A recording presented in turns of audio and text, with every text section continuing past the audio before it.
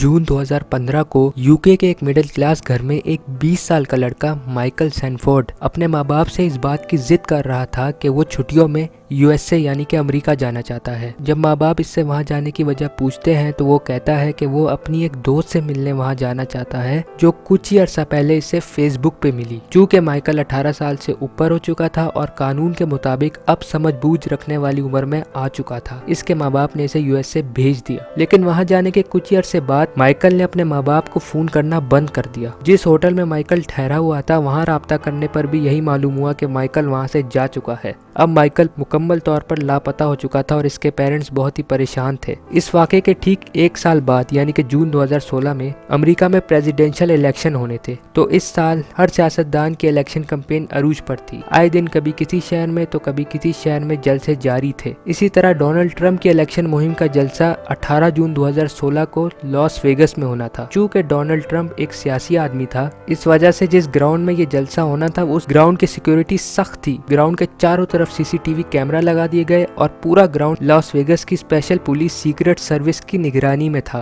खैर, जलसे का दिन आता है। ग्राउंड में 1500 से भी ज्यादा लोग मौजूद होते हैं। सब इस इंतजार में होते हैं कि कब डोनाल्ड ट्रंप आएगा और खिताब करेगा। अब घड़ी में 11:35 हो जाते हैं। डोनाल्ड ट्रंप ग्राउंड में दाखिल होते हैं और अपने चाहने वालों को हाथ हिलाते हुए खिताब शुरू करते हैं कि इतने में एक लड़का ऑडियंस में से उठता है और ग्राउंड के एंड पे खड़े पुलिस ऑफिसर्स में से इस पुलिस ऑफिसर के पास जाता है जो कि डोनाल्ड ट्रंप से सिर्फ 9 मिलीमीटर के फासले पर खड़ा होता है। ये लड़का इस पुलिस ऑफिसर के पास जाके कहता है कि मुझे ट्रंप का ऑटोग्राफ चाहिए, तुम कुछ भी करो मुझे इसका ऑटोग्राफ कहीं से दिलवा दो। पुलिस ऑफिसर इसे समझाता है कि तुम अपनी जगह पे जाके बैठ जाओ, स्पीच खत्म होने के बाद तुम ट्रंप से मिल सकते हो। अभी इनकी ये बातचीत चल ही रही होती है कि अचानक ये लड़का इस पुलिस ऑफिसर की पैंट के बकल में लगी हुई पिस्टल की तरफ हाथ बढ़ाता है और इसे बुरी तरह गुस्से में खींचने की कोशिश करता है, मगर ये गन इस पुलिस ऑफिसर के बकल में लॉक होती है, इसलिए ये लड़का इसे निकाल नहीं पाता। इतने में और पुलिस ऑफिसर आ जाते हैं और इस लड़के को दबोचकर जमीन पर लिटा देते हैं। पुलिस ऑफिसर ने इससे कहा, क्या कर रहे हो,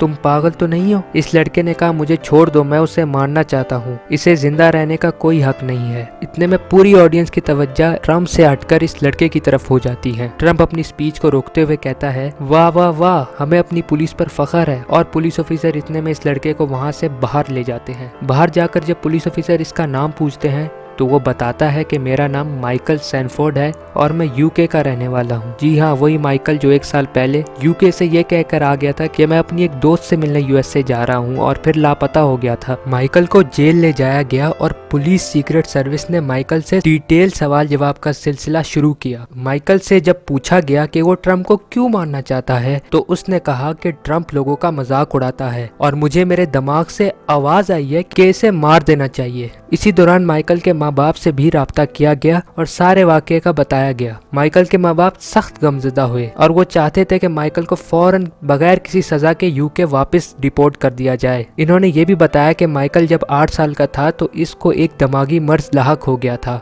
जिसकी वजह से इसकी तबीयत में एक अजीब सा चिड़चिड़ापन पैदा हो गया था। इन्होंने मजीद बताया कि माइकल को स्कूल में बुली भी किया जाता था, यानी कि माइकल बचपन में बहुत सताया भी गया। माइकल के माँ बाप की इस स्टेटमेंट के बाद और फर्दर इन्वेस्टिगेशन के बाद पुलिस इस नतीजे पे पहुंची कि जब तक माइकल की कोर्ट में पेशी नहीं होती तब तक माइकल को लॉस वेगस के मेंटल हॉस्पिटल में रखा जाए। माइकल को हर रोज अपने माँ बाप से बात करने की इजाजत होती थी, लेकिन सिर्फ 15 मिनट के लिए। पहले कॉल्स में माइकल को जब ये बात समझाई जाती थी कि जो कुछ तुमने किया वो गलत था, तो वो कहता था कि जब मैं बाहर आऊंगा तो मैं ट्रंप को दोबारा मारने की कोशिश करूंगा। उसे लगता था उसने सब कुछ सही किया है, लेकिन जैसे जैसे उसका इलाज चला वो इस बात को मानने के लिए तैयार हो गया कि किसी को मारना बहरहाल एक क्राइम, एक जुर्म है। अभी माइकल की कोर्ट में पेशी नहीं हुई थी और वो मेंटल हॉस्पिटल में ही था कि प्रेसिडेंशियल इलेक्शंस का नतीजा आ गया और डोनाल्ड ट्रंप अमेरिका का 45वां सदर मुंतखब हो गया। अब माइकल की माँ इस बात पर गमज़दा थी कि अब चूँकि सब कुछ तो डोनाल्ड ट्रंप की हुकूमत के अंदर है और डोनाल्ड ट्रंप को ये भी पता है कि उसके ऊपर अटैक करने की कोशिश की गई है,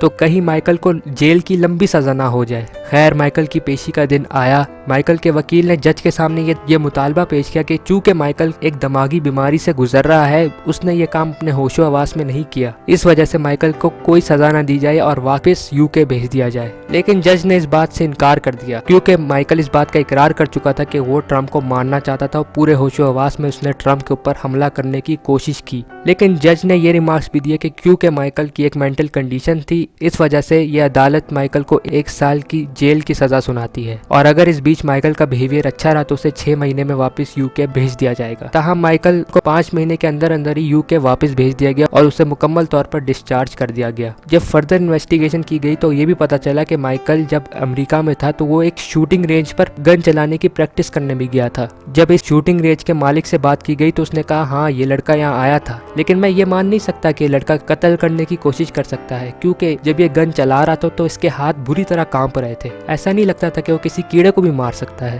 اگر مائیکل اس دن وہ گولی چلا دیتا تو آج شاید امریکہ کی تاریخ وہ نہ ہوتی جو ابھی آپ کے اور میرے سامنے ہے۔